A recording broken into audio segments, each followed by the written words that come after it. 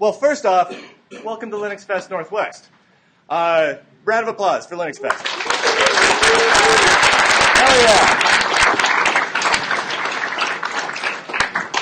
All right, so let's start this off by not talking about Linux really at all. This is hey, helper man, no talking. This isn't a chatty time. All right. Full disclosure here. I am. Hey, slides. Where are we going? Resume. Go. How do you? Slides? Yeah. I have slides. How do I go to the next slide? That'll work. All right. I have a slide. That's pretty big for me. All right. For those of you who don't know me, my name is Brian Lunduk. I am paranoid. I am worried about everything. I currently have a cell phone. This is the first cell phone I've had in about 5 years or so. In fact, I made a very big point about how I wouldn't have a cell phone because they're watching you with the cell phones and they're tracking you with the cell phones. And I made fun of all my friends for having cell phones, so I bought a cell phone. There's that. When we leave today, my hope is that all of you are as freaked out constantly about all of this as I am every second of every day, and when you wake up in the morning, your bed is just drenched in sweat. That is the hope. So this is really all about improving our life experiences here. This is what telephones were like a long, long time ago. This is what the switchboards were like. Were any of you alive back when telephones were like this? Probably not a whole lot of us. This was kind of cool. It was really simple. You know, it wasn't digital. It wasn't automatically routed. It was all very simple. These wonderful ladies sat there, and when they wanted to connect a line from Cleveland to Detroit, they had to manually jack you in using big quarter-inch audio cables to jack one line to another and slowly route you there. Back in these days, people were concerned about being watched. They were concerned that the government might be tapping their phone lines or that, like, Hoffa might be tapping their phone lines for something. People were worried about that. It was a legitimate concern. Back then, newspapers ran articles about, the possible intrusion of privacy. If you've got a telephone in your house, people might be listening to you. People were concerned about that. Nowadays, we don't give a crap. How many people right now have their telephone on them? All of you, right? Right? Okay. So I have this on me right now. Now, we know that this device can, at all times, listen to this. We all are aware of this. Anyone who isn't aware of this hasn't turned on the television or the internet in like 3 or 4 years, right? You know this for a fact. You know that your microphone in your phone can be activated at any time without your knowledge. That is a fact. There's pretty much nothing you can do about that. Does anyone have a phone that they are confident cannot have the microphone activated right now? Burner phone. A burner phone? It still can be activated. It's just not traced to you. If you pay for a couple of dollars for your phone from Walmart, they can still be activated. They just don't necessarily know it's you. But how many people are concerned about that? How many people, keep your hands up, how many people are concerned about that enough to get rid of their phone? Oh, the hands go down slowly. A couple of you keep your hands up. See, I'm concerned about that all the time. I've had this phone for about 2 months now, and it's nice. It's nice to have a phone, right? It's so convenient that I'm willing to give up every last trace of my personal privacy for convenience, which means I'm an asshole. What we're about to do is a very meandering stroll through this. There is somewhat of an order here, but this is not categorized into nice little discrete sections. So you're just going to have to bear with me as we go. Quotes. Hey, it actually fit on the projector. Nice. All right. The old saying, if you have nothing to hide, you have nothing to fear, right? Someone who would say that you can be watched by a government agency, or how many spy agencies do we have? Is it 16 or 17 now? I think it's 6. I think it is actually 17 now. All can get access to your phone, etc., at any time. And the argument for that is, well, if you're not doing anything wrong, Why should you be worried about it, right? Right? One of my favorite quotes is the Snowden quote, arguing that you don't care about the right to privacy because you have nothing to hide is no different than saying you don't care about free speech because you have nothing to say. And that really is very, very true, especially when you add in this quote, which is attributed to Cardinal Richelieu, but he never actually said it, near as I can tell. If one would give me 6 lines written by the hand of the most honest man, I would find something in them to have him hanged. And that really is true. If you go through your email, this guy right here, you right there, if you have your whole email archive distributed to all these people, even if you've never committed a crime in your life, we absolutely could manage to get you the death penalty. There's no doubt about it. There's some way to find some words in your email to be misconstrued in some way and tied together, and all of a sudden, you probably work for Russia.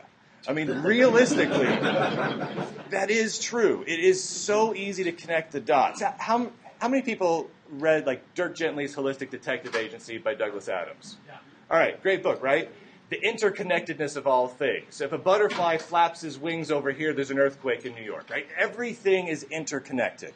When you have a huge amount of data, an absolutely obscene amount of data, how many emails are in your inbox? Not unread, just total.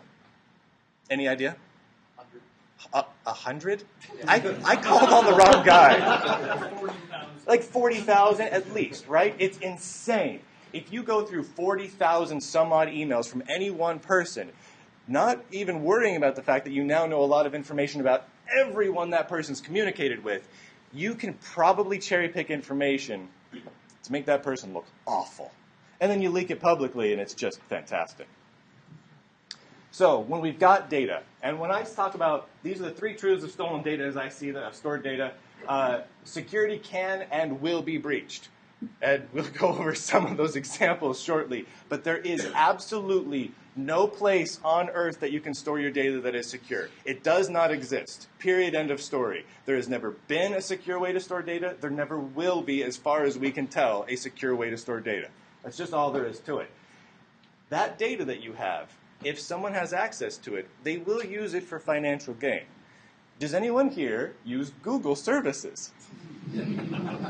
Google sells your data regularly, both to themselves and to other corporations and individuals, all the time. That is, in fact, their job. Google is a marketing company, and you give them data, therefore they profit from it. That's not to say that that's bad or evil, but it is.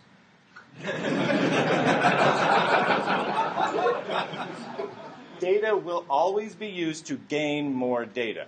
If someone, and this is not, I don't want to get too terribly political. I don't want to trash on Republicans or Democrats or anything like that. Let's just use an example here. Does everyone remember the John Podesta email hacks that happened? Okay. John Podesta, a member of the Democratic Party, got his email hacked. Not all of his email, some of it. Many people all around the world then used that information to gain access to multiple other email accounts and online accounts that he had, because they now had the ability to get some information from some of his emails. It then exploded, and he basically had, at that point, no personal privacy whatsoever. 4chan and everyone else had everything on him. They had access to his Outlook.com account, which was just a mistake to have that in the first place. His Gmail account. I don't think he had a Hotmail account, but he had a ton of different accounts, and everyone just had them now because almost everything is tied to your email. How many people here do online banking? Is there an email address associated with that account? Yes. Yes, there is. If you want to reset your password, what happens? Does it send you something to your email address? Perhaps a link that you click on to reset your password? If someone gains access to your email account, they now have access to your bank account within seconds. That's just how it works. And I'm not just talking about a hacker, a fat guy in a bed in a basement or whatever. I'm literally talking about anyone, government agencies, corporations, anyone who wants access to it has it. So, here we go. This is where it starts to get fun for me. The Foreign Intelligence Surveillance Act, signed into law in 1978 by President Jimmy Carter. Does anyone know what this is? This is talked about as the FISA stuff, right? This is what basically consolidates together the ability of the United States government and multiple agencies to not just wiretap, but to collect digital surveillance on all of us. Now, originally when it was signed in 1978, there was supposed to be warrants that happened for it. In order to do those warrants, we had to use a secretive court. Because clearly, if you're trying to surveil someone, you don't want them to know they're being surveilled, right? That was the logic behind this. So this is the FISA court, or the FISC court. It was created, and it was done so that no one would have access to what happens there. It's a very, very simple concept. So a law enforcement agency goes to the FISA court and says, I want access to this guy's everything. And if they can convince the judge of that, a singular judge at the FISA court, then they can get access to all of that. Now, because these sorts of things scare the crap out of me, I like to visualize what they are. This is the FISA court in the E. Barrett Prettyman building, which is a really great name. This is literally the court. This is what it looks like. This is the statue out front. That is a statue of a general during the Battle of Gettysburg, I believe. But this is where that is held. So when you think of people spying on you and getting a warrant through the FISA court, that's where they go. That's literally where they go. So where is that exactly? Well, specifically, right there. That is the E. Barry Prettyman building. Look around at what's nearby to this, just to give you an idea of how closely intertwined this is with our entire federal government. It is literally a 4-minute walk from the United States Capitol, and it is down the street from the White House. And it's really close to the Smithsonian, so maybe they have something to do with it too. But no, it's all really, really close together. I mean, this is an integral part of our government apparatus at this point. Whether you agree with it or disagree with it, it simply is. Which means at this point, any member of the United States Congress can go to the E. Barry Prettyman building and, depending on the security clearance, can go to the FISA court and get balls rolling. Now, something happened back about 17-ish years ago with warrantless domestic wiretapping.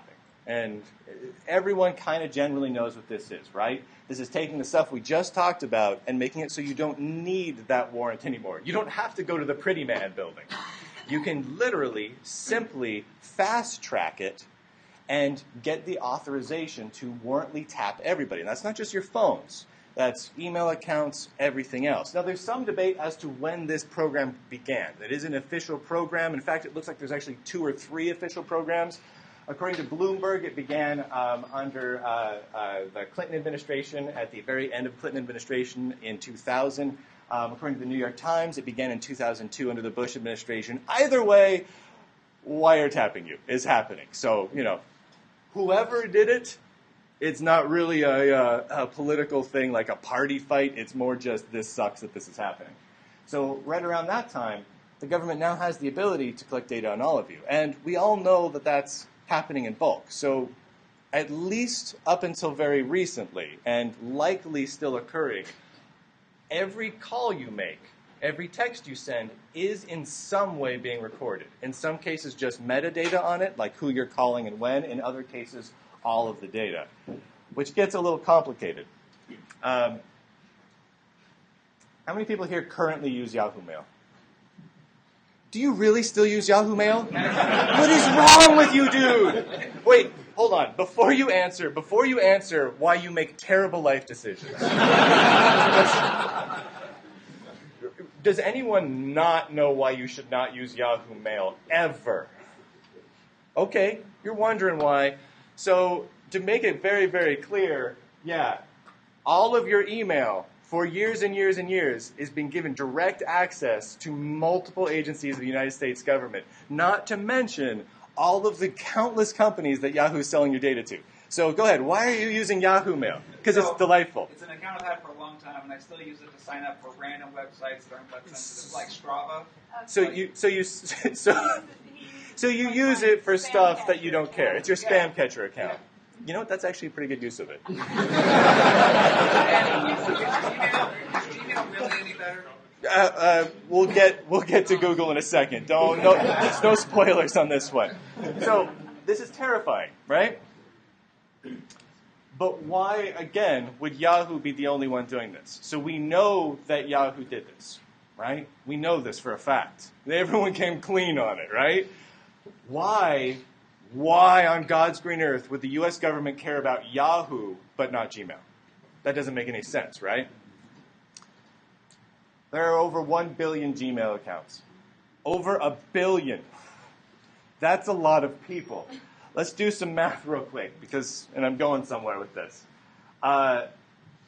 Roughly a quarter of all Americans, when they're at work, use Gmail. A quarter. How many people do you interact with via your email accounts? More than one or two, probably? Possibly hundreds or thousands of people that you interact with over the course of a given month or year with your Gmail accounts, even if you're not that chatty. Family members, coworkers. Do you ever send information that's sensitive via Gmail? 1/4 of all of America. And this is just America. This doesn't include Canada and every other country on the planet that you can use Gmail from, which is pretty much everything but China. That's an awful lot of the populace. That means that the information of essentially everybody is right here. There is an estimate that it is roughly 15 exabytes of data, which is 15 million terabytes, right? That's a current estimate. Here's the thing. I think that estimate is incredibly small, and we'll get into that in a moment. That estimate, I think, is very, very small. But that in of itself is insanity. Think about it in terms of this. Don't think about this as this is a huge number of MP3s. Think about this in terms of your tax records, your pictures of you and your wife doing sensitive things, your email correspondence with your lawyers, etc. All of this stuff is all stored and indexed continually and made available for searching and marketing to you and other things by Google at all times. I'm going to read this quote because it's the most assholey quote I think I've ever heard. If you have something that you don't want anyone to know, maybe you shouldn't be doing it in the first place. But if you really need that kind of privacy, the reality is that search engines, including Google, do retain this information for some time, and it's important. For example, that we are all subject in the United States to the Patriot Act. It is possible that that information could be made available to the authorities. Eric Schmidt, former CEO of Google. That's Eric Schmidt. He just said that to you. In my first round of the slides, I'm like, oh, so all information is fine. It's fair game, right? So I hopped onto Google and started Googling things like Eric Schmidt's house and started posting slides of this is where Eric Schmidt lives. This is what the front of his house looks like. This is the directions where you'd get to it if you're leaving LinuxFest Northwest today and how long it would take. I started realizing that that is a real jerk thing of me to do. However, he did make it clear that it's totally fine for you to look that information up, do whatever you want with it, post it online, it's totally fine. You can post information about the divorce he had with his wife. You can post information about whatever personal privacy information you want, because if it was bad, he wouldn't have done it in the first place, right, guys? Asshole. This is the closest Google data center to us. This is in the Dalles, Oregon. It's actually not too far from where I live. It's huge. This is a huge complex. If you look down here, there are multiple 4-story tall water towers used for cooling. This is gigantic.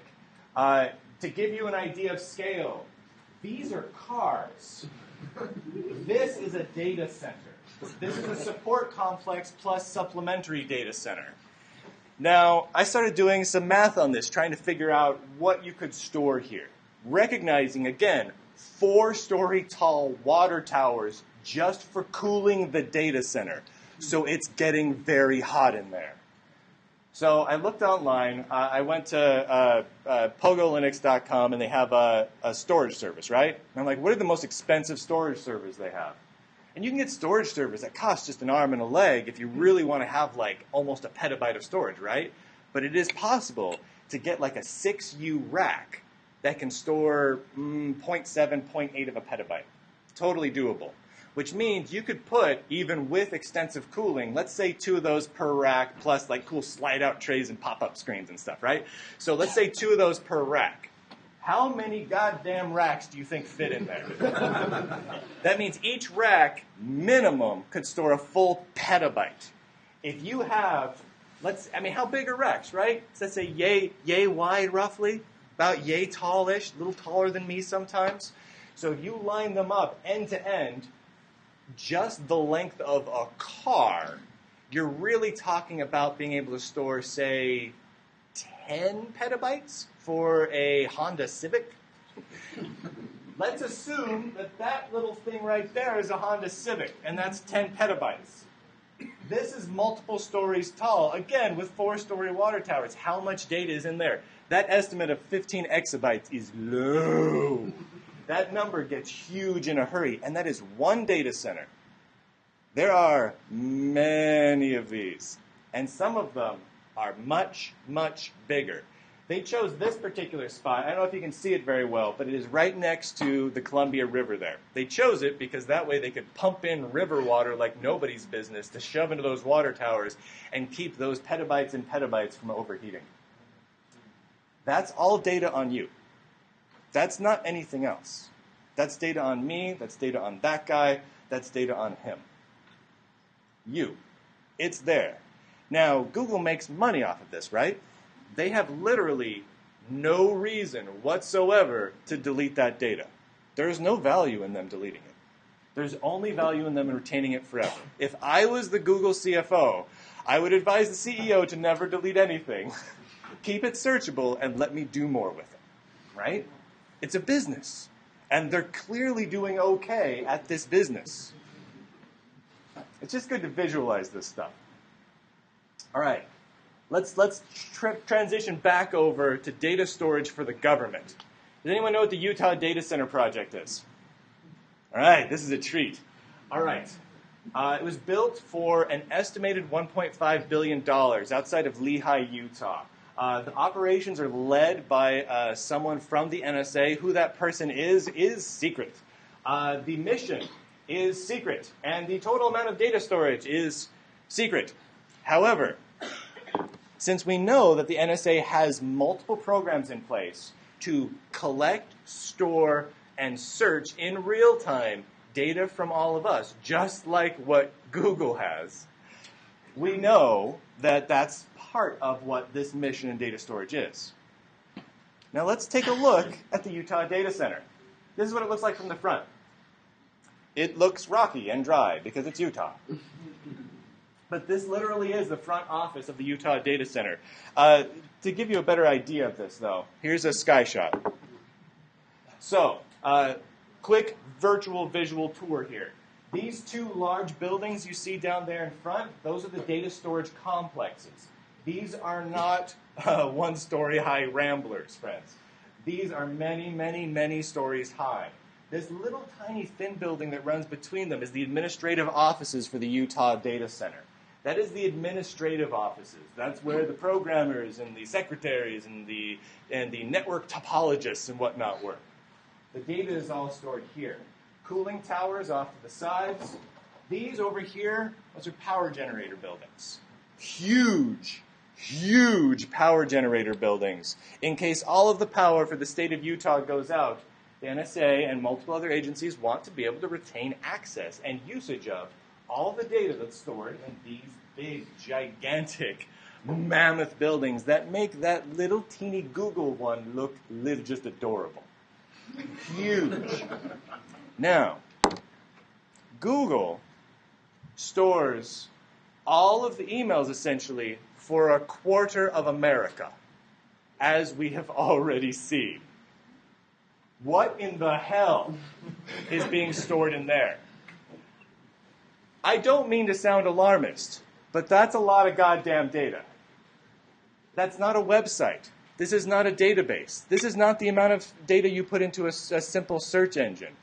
What we're talking about here is not, this is all of the videos on YouTube. In fact, pretty much the entire internet just shoved into a couple of buildings in Utah. And searchable and unencrypted.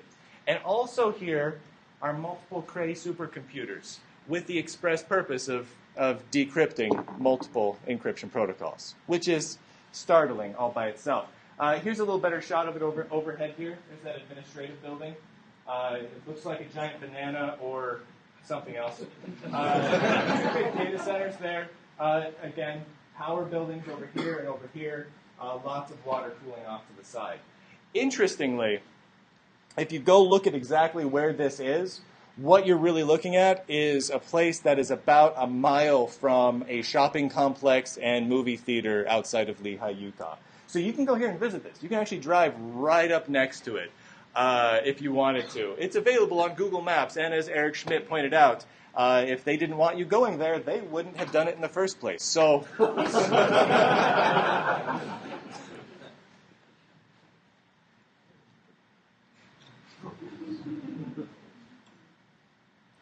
So, how many of you guys have OK Google turned on your phone? Really? Okay, some of you aren't raising your hand that clearly do. So I'm going to go like this here. Let's see here. Where am I right now?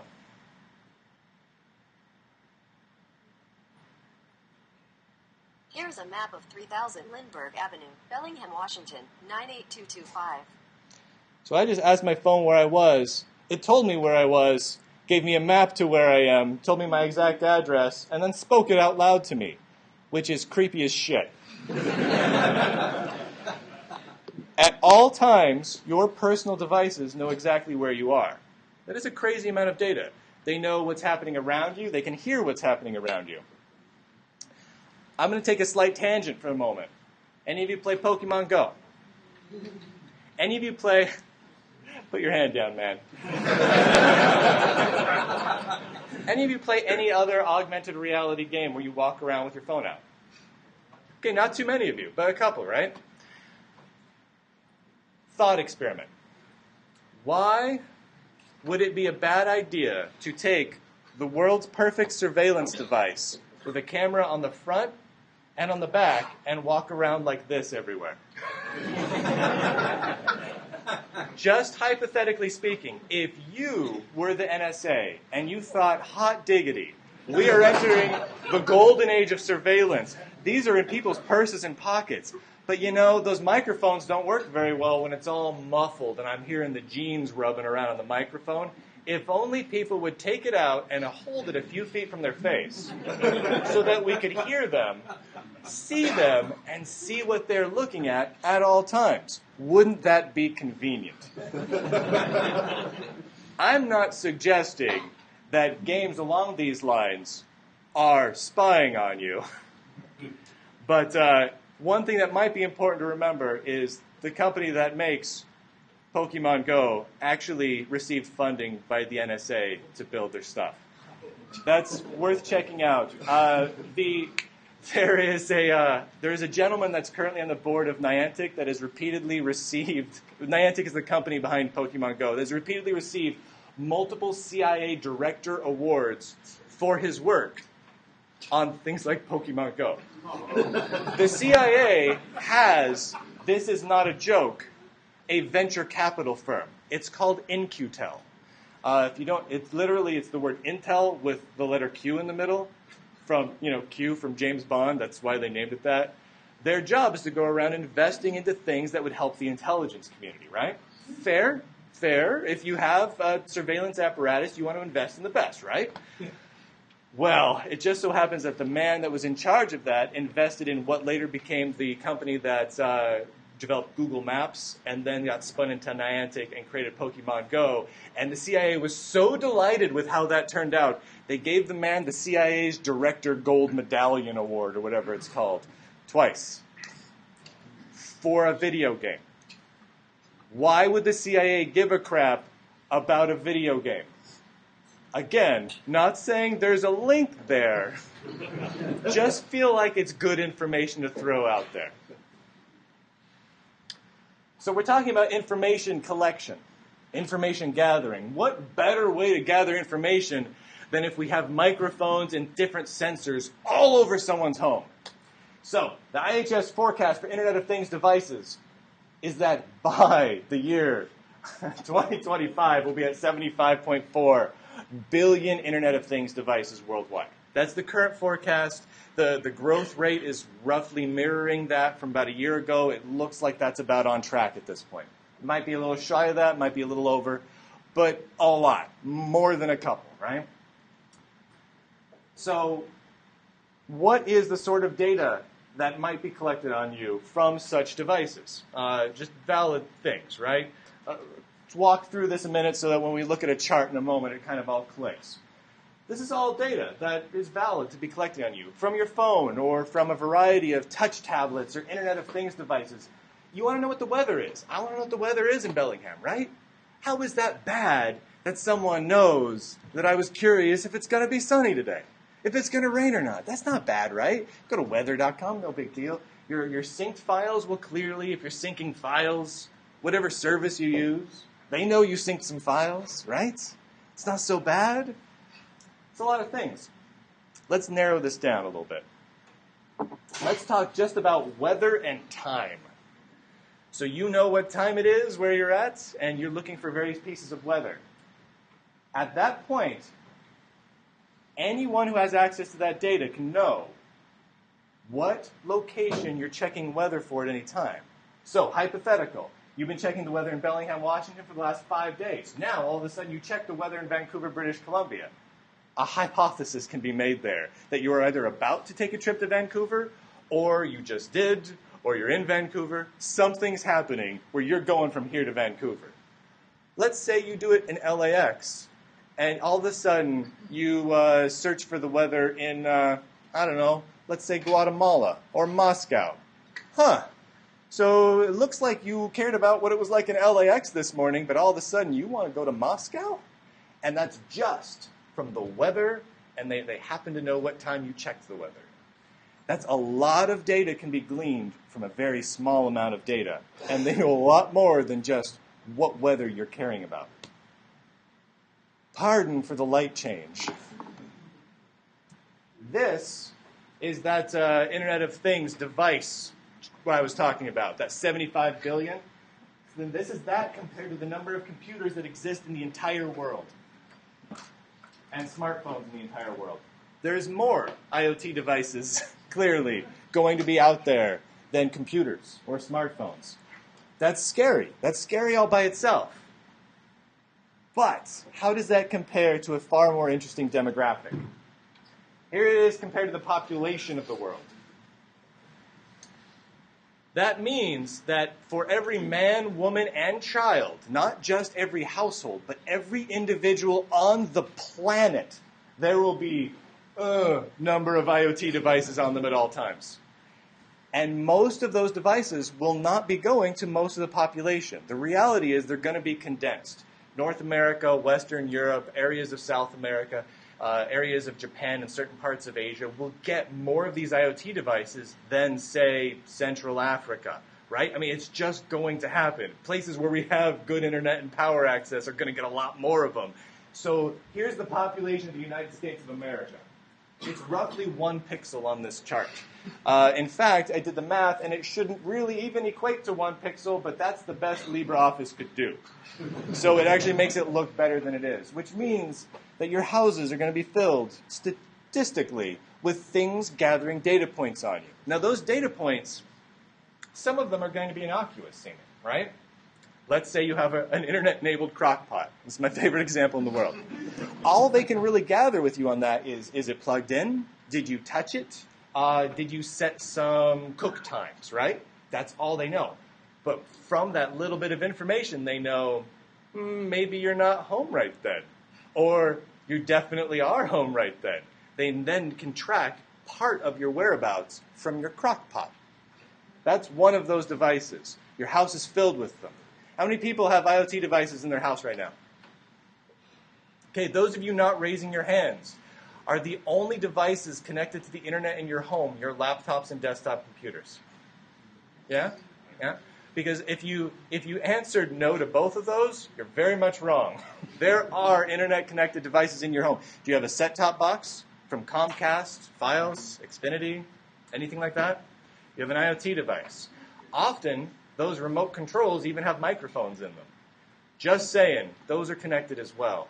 There are more devices connected capturing data on you than you probably realize. If you go home and start walking around and think about what uses electricity in your house, and then look at it and think about, if cable and internet service went out, would this be affected in any way? If the answer is yes, it's collecting data on you.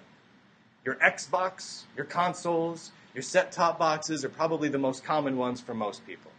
But there's a lot of them. Smart appliances are crazy. Do not buy a smart oven. That shit will kill you. LED light bulb. Who knows what this is? That is a canary. We're going to call this canary the warrant canary. How many people know what a warrant canary is? All right, quick description. The idea of a warrant canary is simple.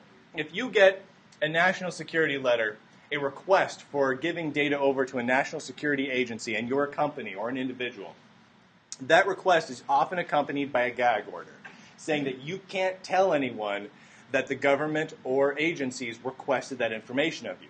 So many computer companies, especially because they're sensitive to the fact that people like us get uppity about this, they do what they call a warrant canary.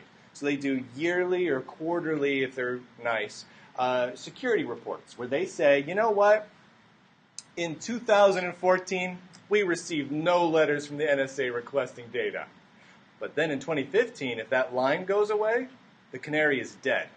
They didn't tell you that they received an NSA letter, but they didn't tell you they didn't anymore.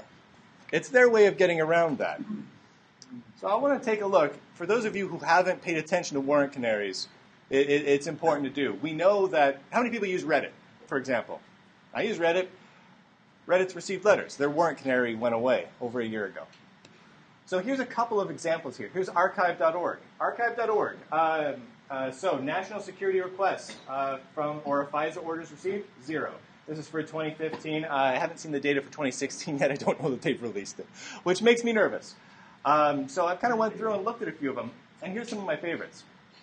Here's Adobe. Court orders, 0. National security requests, 0. Apparently, the NSA does not care who has the Creative Suite or not. All right, fair enough. So Reddit, as of January 25th, 2015, Reddit has never received a national security letter. If we ever receive such a request, we would seek to let the public know it existed. They have not let us know it existed, but they have deleted the warrant canary, which essentially lets us know it exists. So sometime after January 29th, 2015, it appears that Reddit received a national security letter, the contents of which we have no way of knowing at this point. This one is my favorite. Pinterest. How many people use Pinterest? Some of you do. All right. As of 2015, they stated that the number of requests they received was 0. As of 2016, it is between 0 and 249. That is just such a specific number. I don't know. We may have received 0. We may have received 249 of them. It's somewhere in there. Like, seriously? And they broke it down into 6-month increments. Like, yep, could be some here, could be some there. Who knows, right? It's crazy. I recommend taking a look at this. There are websites. I believe the EFF had a website up called Canary Watch or Warrant Watch, something along those lines. They stopped maintaining that after a while, but that tracked all the various warrant canaries out there. It's still a good place to go to see where some of these companies present that information, but you'll kind of need to track it on your own now or dive into the darker parts of Reddit for people yelling about it. But it's something to bear in mind at all times, to know when these sorts of things are happening. This is simply a fact. Google and the NSA, not saying evil, but the reality is, because of what they do, they know more about you, and definitely more about the guy that uses Yahoo, than you probably know about yourself. And that's really, really true. For example, if you had your phone on you and GPS was enabled and you were moving between cell towers, they know the route you took to get here today. They know the route you took 6 months ago to walk to the grocery store. They know that. That is a searchable thing. They can compare that to patterns over time. I don't know the last time I went to the grocery store. I know I did it this week. I can't remember the day. They know that for a fact. They know the exact time I was there. They know the route I took wandering around my grocery store and how much time I spent in the bakery aisle. They know this. I don't know this. This may not be bad data. This may not be data we're really that concerned about. But when you add it all up, they literally know more about each and every one of us than we know about ourselves. They have access to all of your email. End of story. Unless you're storing your email in a very, very intelligent way and it's stored in a bunker in the mountains of Switzerland, they have access to it. And even then, they probably still can get access to it somehow, because email's just not that secure. Even if you're, encrypting everything, email's just not that secure. We just need to cope with that. That's just the reality of it. More data than you know about you. Now think about that for a minute.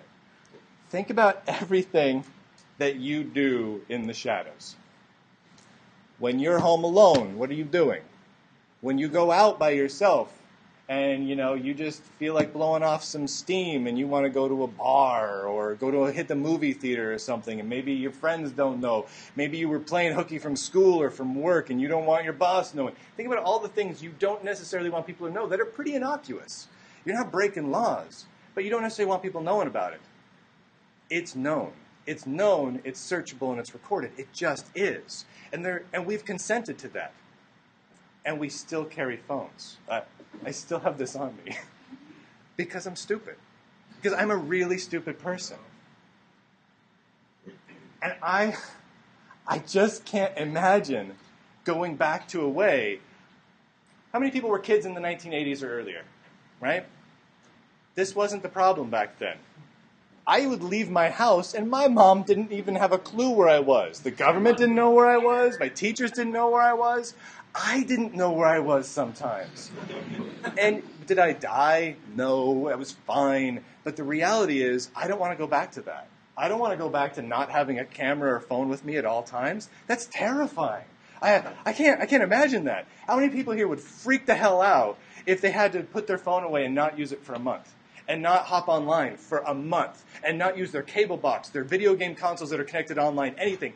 Literally, the only thing you can do is watch VHS tapes and play your Nintendo Entertainment System so you can play Donkey Kong for the next month. Would you freak out? It might be kind of a nice vacation for a few days. But for a month? Horrifying. Horrifying. It is absolutely horrifying.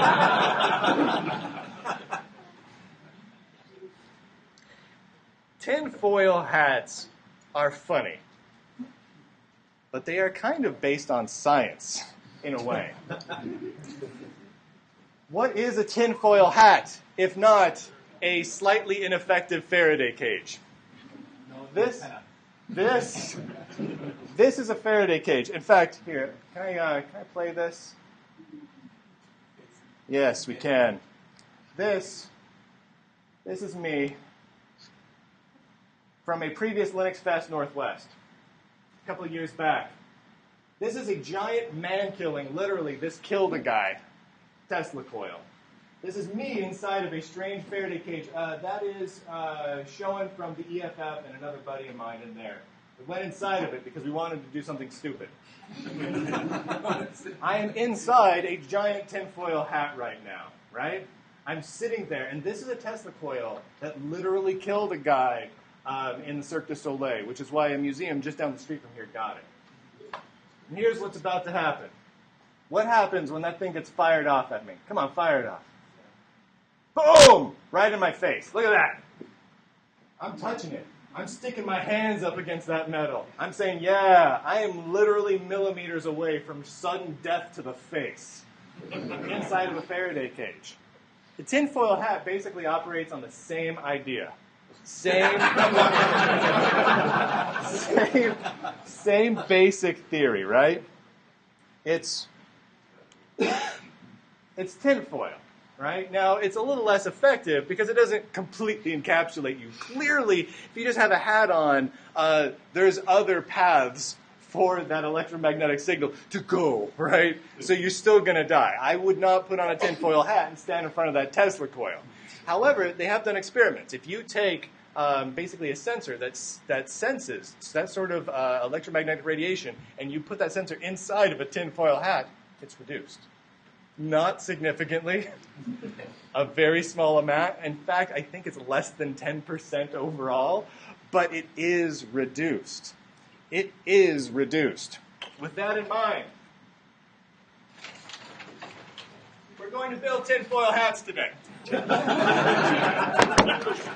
ahead and pass these around. Send those on back. Now, to make tinfoil hats is a very simple process. We'll start these back here. Just passing them, keep them rolling. Rip it off. Rip off as much as you need. I bought a ridiculous amount of tinfoil. Yep, at least a good yard, because remember, you want to wrap that around your skull. So let's get some ideas going here. This is the movie Sign, starring Mel Gibson. This is one of my favorite tinfoil hat designs. You wrap it around the head, and you create a nice little pointy thing on top. It's very simple to make. There's also a couple of other designs you can go with here. I personally like the chef hat.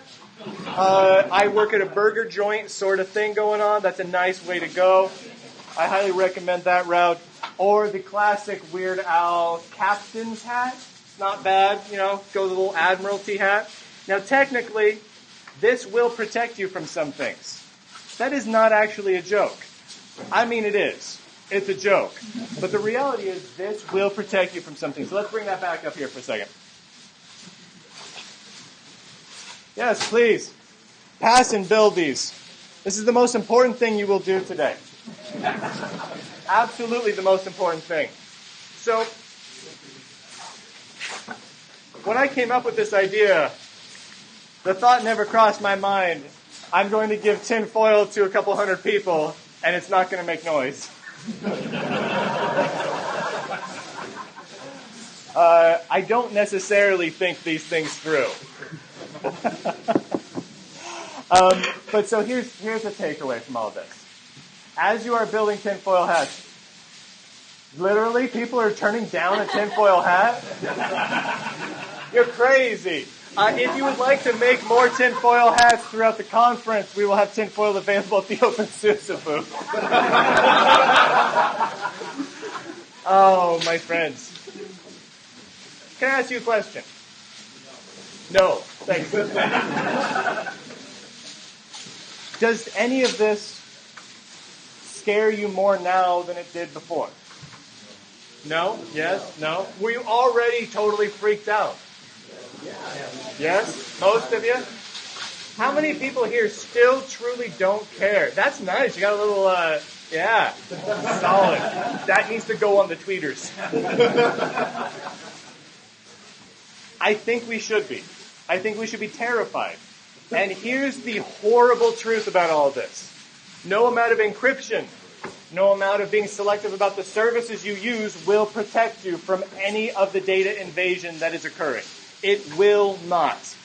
Like we talked about earlier, there is no system on Earth that has always been secure.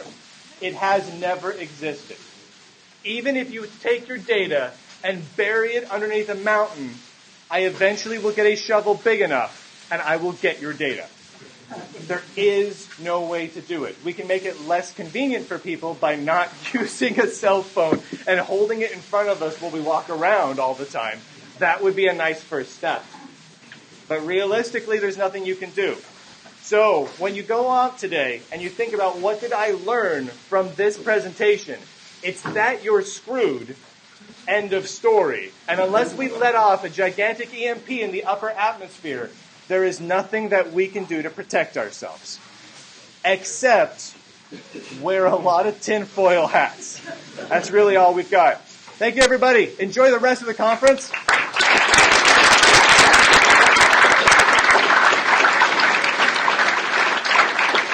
And please wear tinfoil hats wherever you go. I just feel like that should be the look of this conference.